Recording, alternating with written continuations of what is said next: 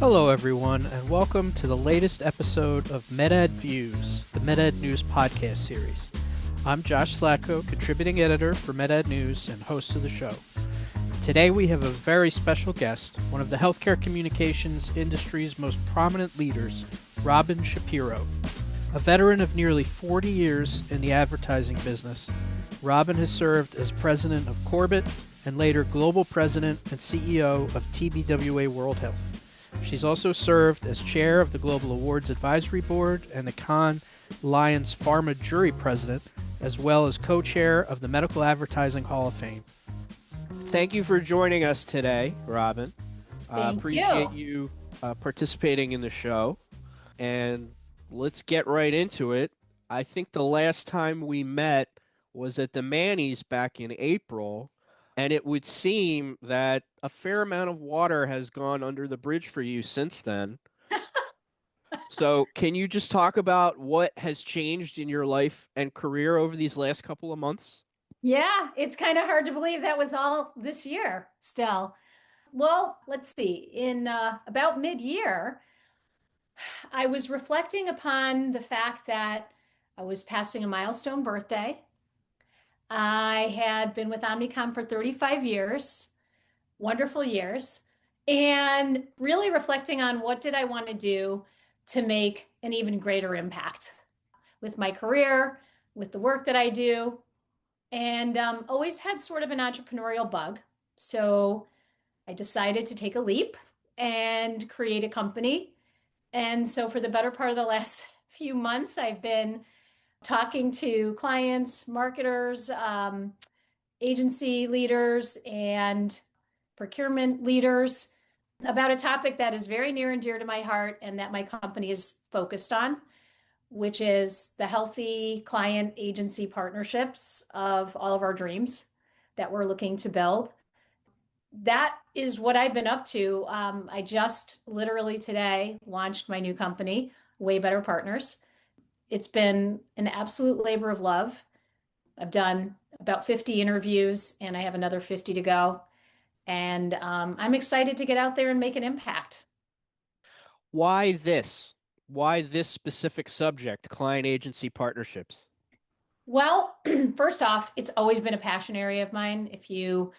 One of the things that I've always believed is that partnerships between clients and agencies have an incredible amount of potential impact.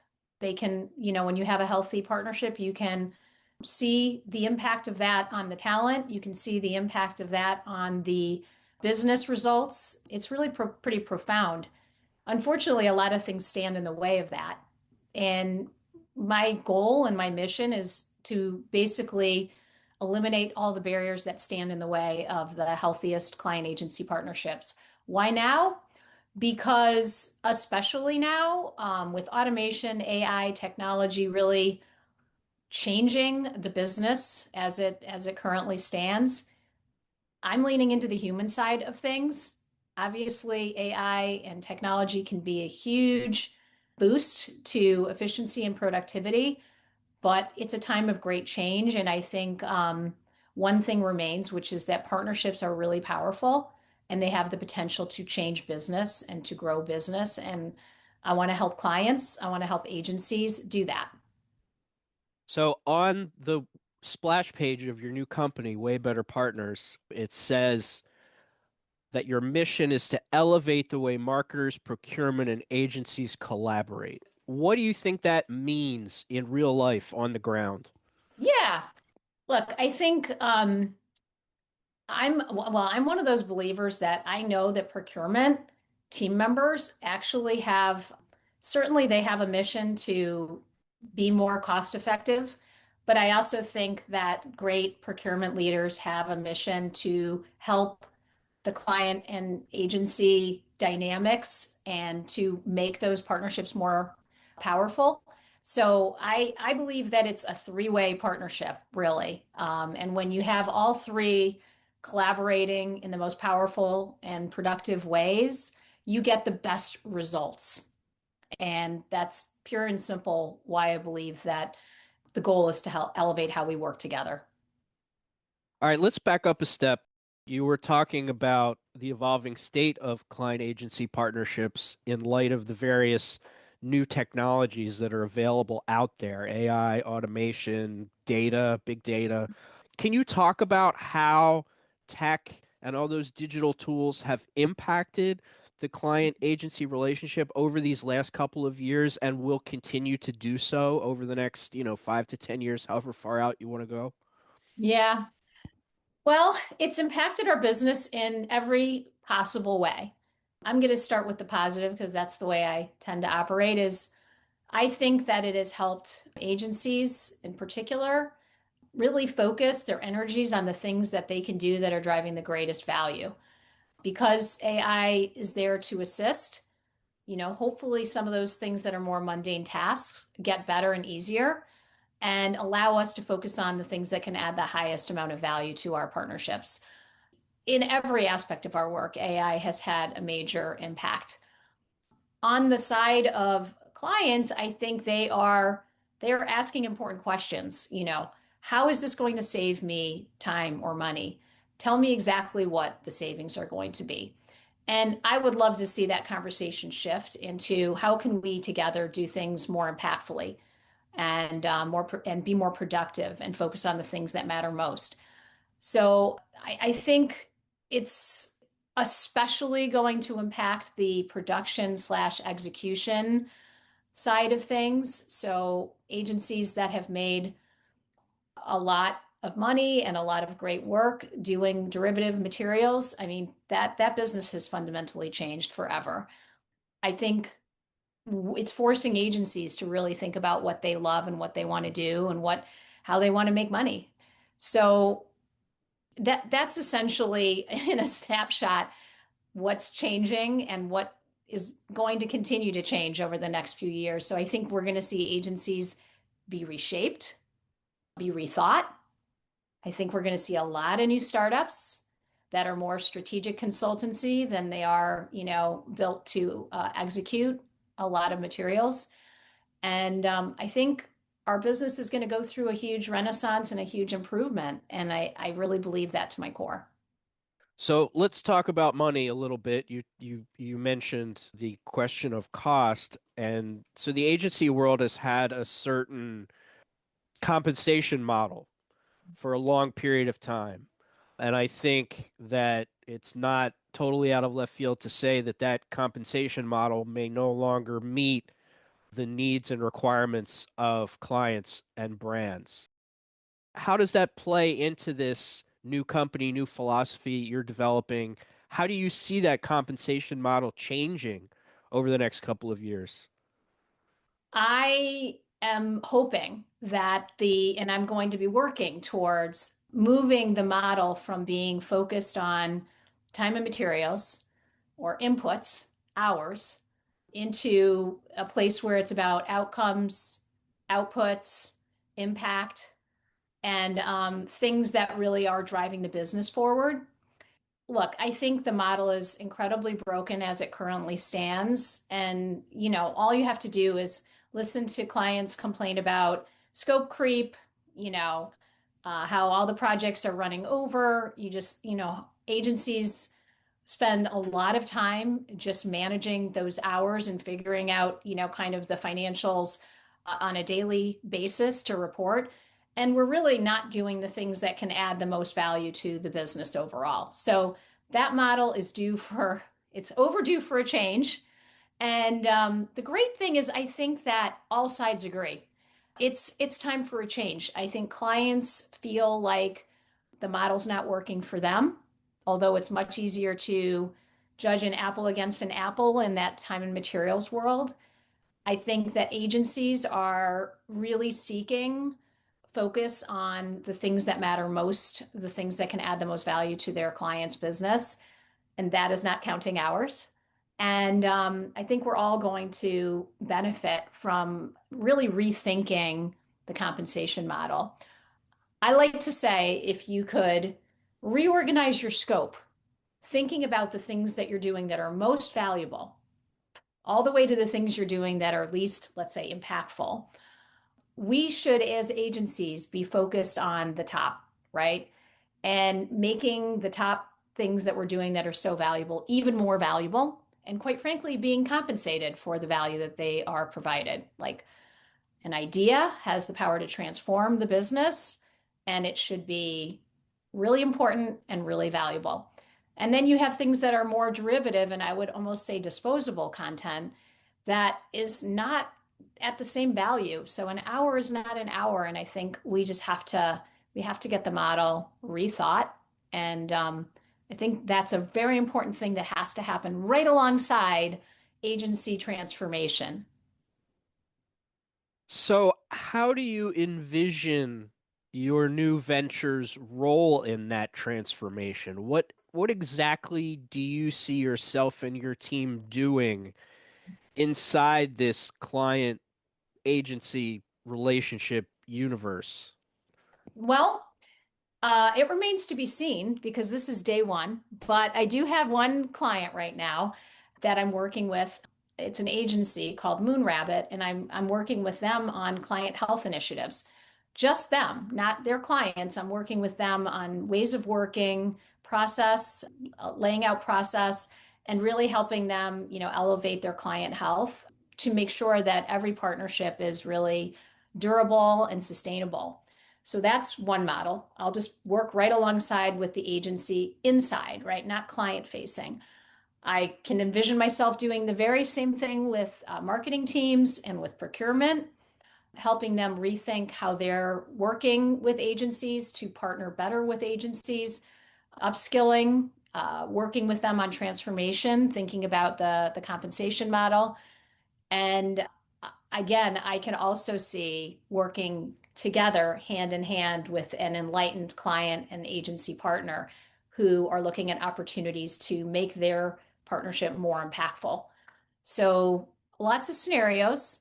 And in short, I don't want to have to choose because I really believe that everyone can get better. Now, you've mentioned that in the course of developing your venture, you've done a lot of interviewing. You said you've done 50, you're going to do 50 more. And as someone who does interviews all the time, that sounds like a heck of a lot of fun. And one thing I have found when I do interviews is there are always answers that surprise me. There are always things that I learn that I did not expect to learn. So I will ask of you, what have you learned from all these interviews you've done with agency and brand leadership that surprised you that you did not expect to hear? I have learned so many different things. I've interviewed agency leaders of large agencies, small agencies, networks, startups. I've interviewed clients that are at the top of the marketing group. I've interviewed day-to-day clients, procurement folks from different size companies, and there have been some incredible aha moments for me throughout the entire process. First and foremost, I want to say the biggest thing that has been a reassurance and an aha is that clients, procurement, everyone says agencies absolutely have a role in the future and an important role in the future, and that agencies are not going to go away. And in fact, I asked clients to pitch me on why agencies need to exist. And each one almost followed a very similar pattern of saying, I want agencies because they can develop an insight, a human insight that can change behavior like no other company can. I want an agency partner who pushes me to be brave, to do things that I wouldn't necessarily do if I didn't have my agency partner. And those are just a few of the insights, but they are fighting just as hard as agencies are to literally shape the future of agency engagements. And I can tell you that agencies have a big future ahead. So that's the great news.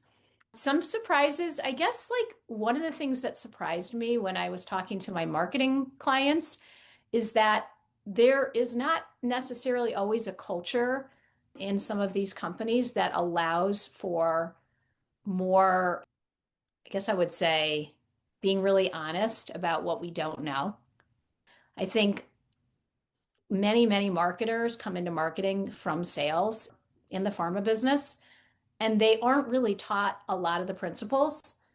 And so they have to either have a really great boss who spends a lot of time developing them, in terms of how to maximize the partnership with the agency, or they have to have come from a really enlightened company that invested in marketing excellence and marketing training.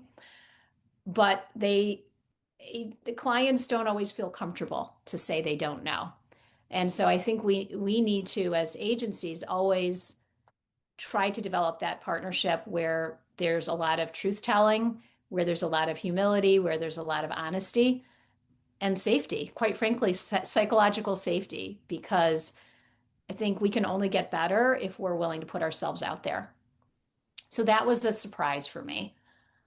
I'm sure others will come to me in our conversation, but this has just been an incredible discovery process.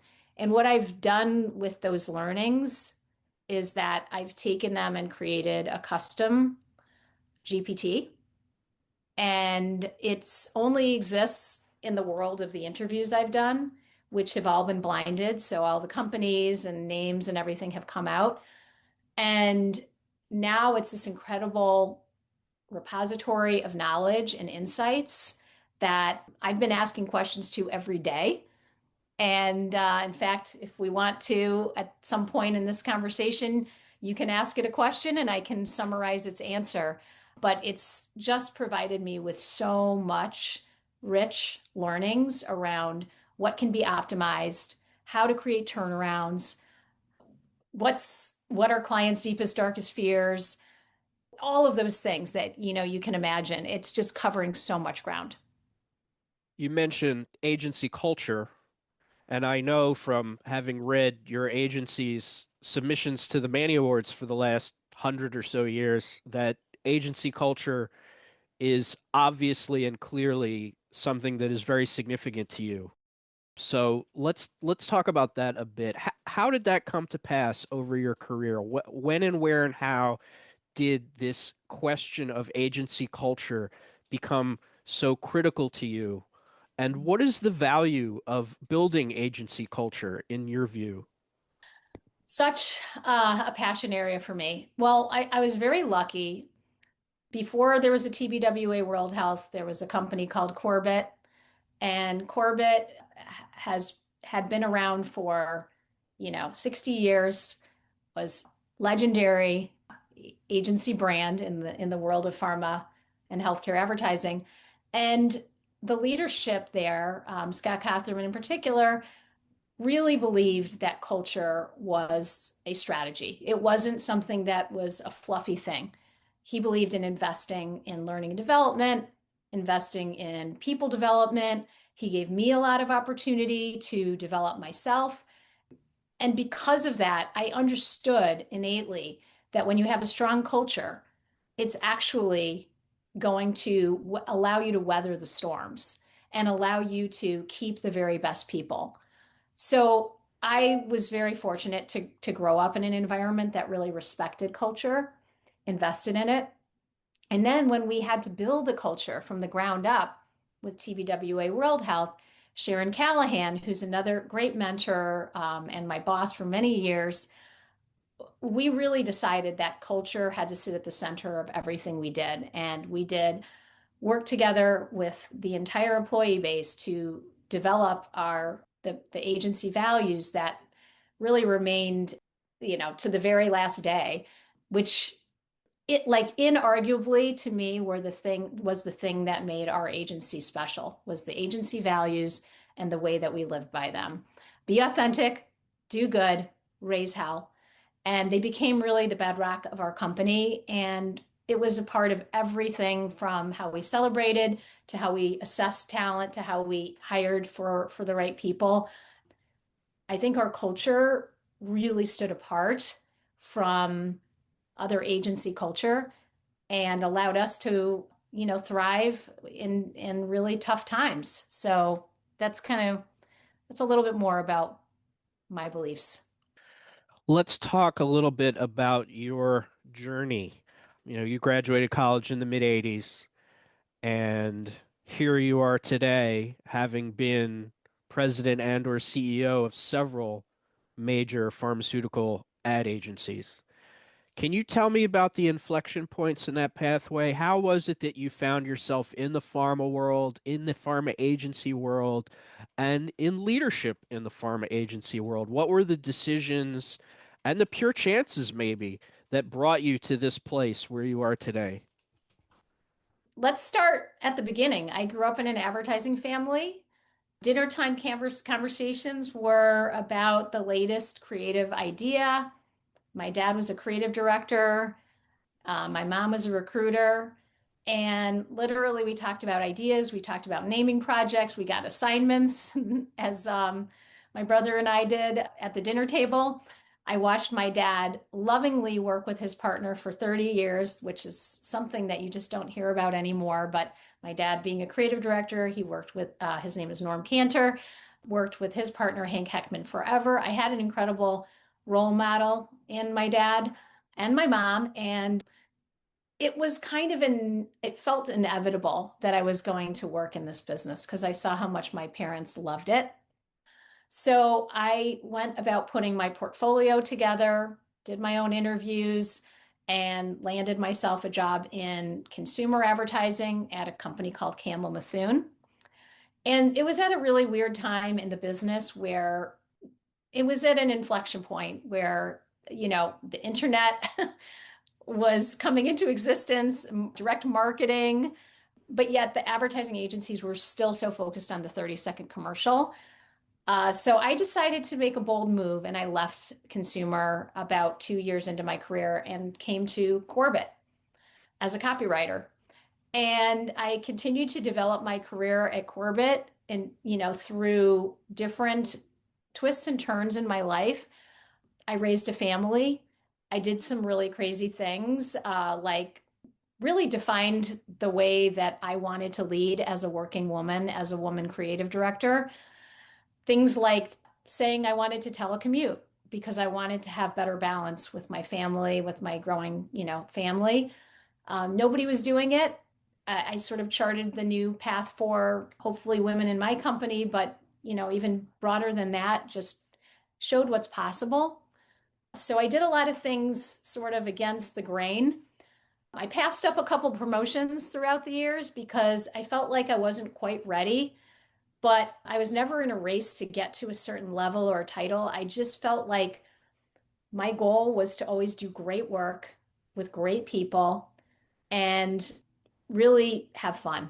And so there were many years there where I just continued to try to do things differently. An inflection point for me was when, and I was lucky enough, like I said, to work for a company that allowed me to break the mold of creative leaders.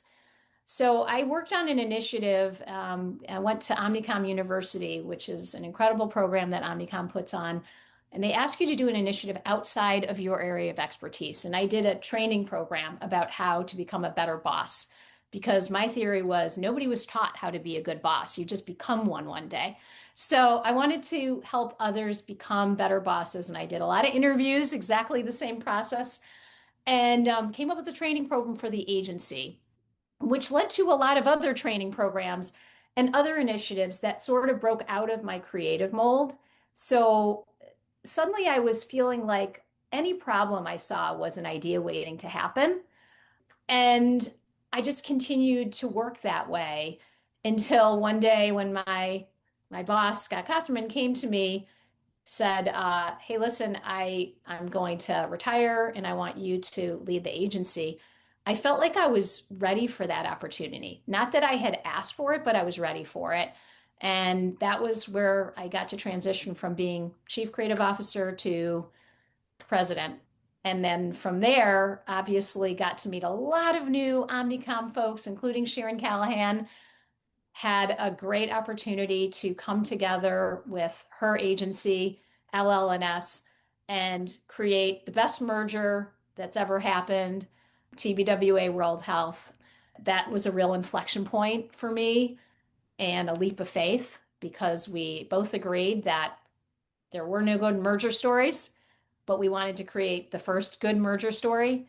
And I'm pleased to say it was a great success and, many good years to come that followed. So That's a little bit of a snapshot, probably too long, but I'm very proud of my career path because it wasn't traditional. And I feel like everything that I learned as a creative person has come through as how I approach solving problems, as a creative thinker. So how does one become a good boss? What Hmm. did you what did you learn from that experience, and how do you advise your mentees, the folks who have worked for you, how they can move forward and become leaders in the next generation? Well, I always say you have to meet every problem like it's an idea waiting to happen, right? Be inquisitive, be open, and think about it as what could I do personally to change it? I subscribe. Everybody knows my sort of like mission is 50%, or not my mission, but my motto is 50% of what happens in the world is outside of your control. Be impeccable with your 50%. So I look at it as there's a lot of people who waste a lot of time thinking about how other people could be better, different. I try to use all my energy to think about what I could do to make a difference. And that feels like a way better place to be. So it starts with that kind of philosophy. But when I did my interviews, I landed on three core sort of behaviors that the best bosses exhibit, but also the flip side, the worst bosses exhibit in the worst possible ways. So the three things are mentoring, modeling, and motivating. Mentoring, when you have great bosses, they spend time working with you. They help you develop yourself. Modeling, they don't just say it, they show it, they do it. And there's actually no delta between what they say and what they do.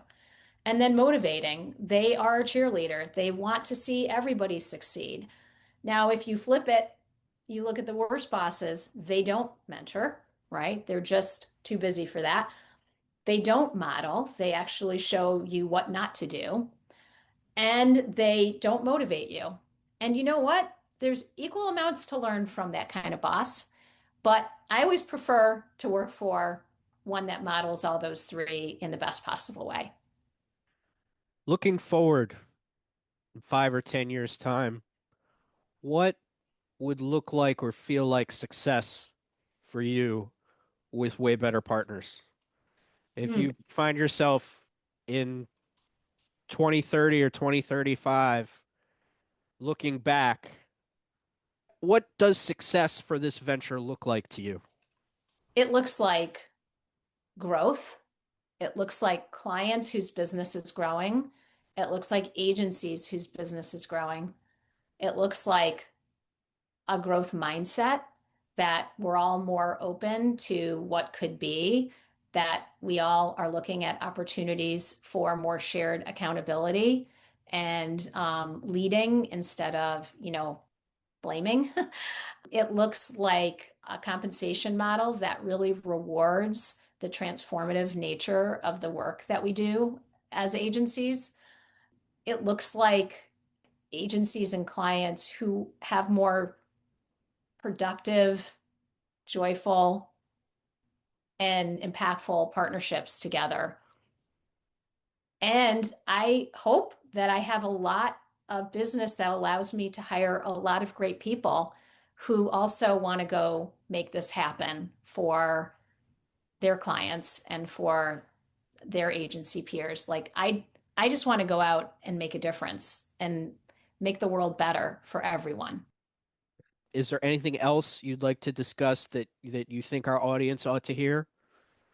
Well, I just want to say thank you to MedAd News because you guys are actually really helping to create that brave future that we're all moving towards with the content that you're putting out there and the podcasts and the interviews and just going deeper with agency leaders. Like we all owe you a debt of gratitude. So thank you for what you're doing. Thanks so much.